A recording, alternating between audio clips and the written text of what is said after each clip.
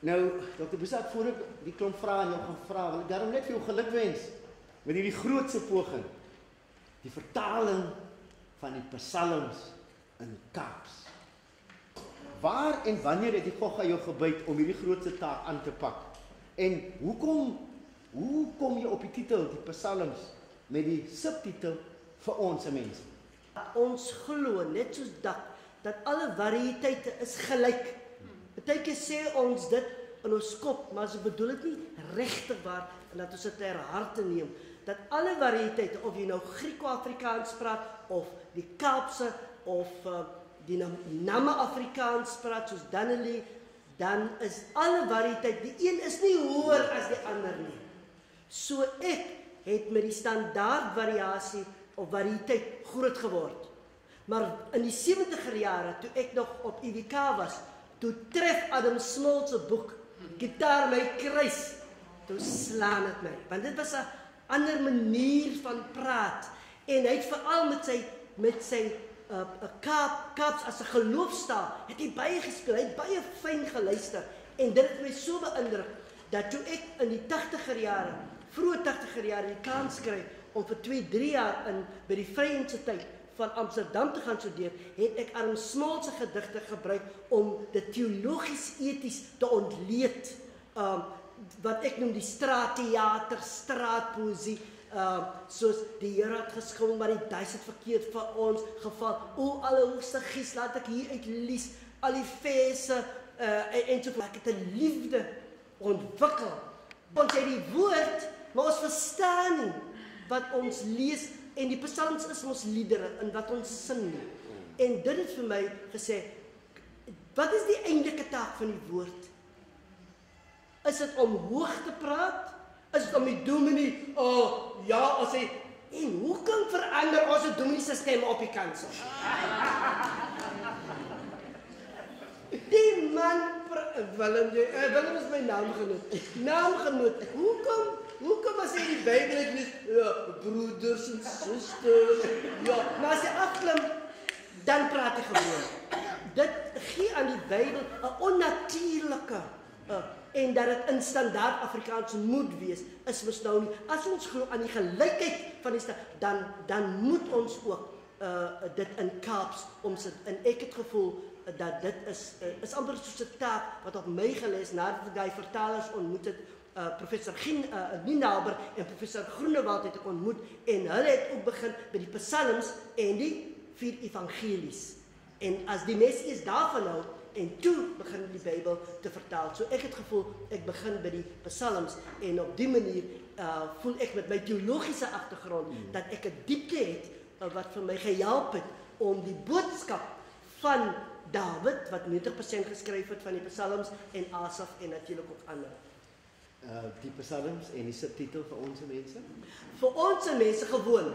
As jy tel hoeveel is die Afrikaans sprekendes, hoeveel praat Afrikaans? Meer as 7 miljoen mense, dit is die 3de grootste taal. Eers Zulu, dan isiXhosa, dan Afrikaans. En dan Engels. Mense sal dink, jy sal amper sweer, Engels is nommer 1, soos ons nou aangaan. En in die meer as 3 miljoen, 3,5 miljoen, dit was omtrent die helfte, is bruin en swart mense wat Afrikaans praat. Maar onder daai groep is daar meer as 2 miljoen wat Kaaps praat. So daai is ons mense. Ek praat van ons mense, ek praat van die mense wat Kaaps praat. En jy kry nie net Kaaps hier net in die Kaap nie, Weskaap tot in PE, tot in Easterus, daar praat mense ook. So al die mense wat Kaaps praat, dis vir hulle bedoel. Ek wil net 'n laaste ding gou noem. Wat ek gedoen het, is om in die eerste plek die psalms om te sit in Kaaps. Maar in die tweede plek moes ek dit relevant maak vir die probleme van ons mense en omstandighede en uitdagings vandag. Laaste vraag, en dit is nou dalk 'n onbillike vraag. Hulle sê mos mense is ewe lief vir al jou kinders. Maar laat my nou toe, Dr. Boesak, om die stoute skoene aan te trek en vir jou te vra, uit daai bundel het wat daar staan, wat sou jou gunsteling psalm wees? Ek het nogal, soos ek dit weer gelees het, 'n hele paar gunstelinge. Maar kom ek, dis 'n bietjie langer, so gaan dan maar liewer net 'n paar verse lees as ek nou. Ek vat nou Psalm 68 en die rede waarom ek Psalm 68 is, dis dieselfde Psalm waarin Dr. Titus, wat soos gewoonlik op 'n briljante manier die voorwoord geskryf het. Geef hom 'n handeklap, regtig, is briljant. Psalm 68 vers 9. Ons onthou die tyd, Here, toe die Kaap ook amper 'n woestyn was. Amper niks water in die Tuwaterskloof. Niks water in die Stimbrasdam. Eish. Wingerde het opgedroog. En moet day zero wat al nader kom, het gevoel soos oordeelsdag. Maar toe Corrie Riem sommer van self is.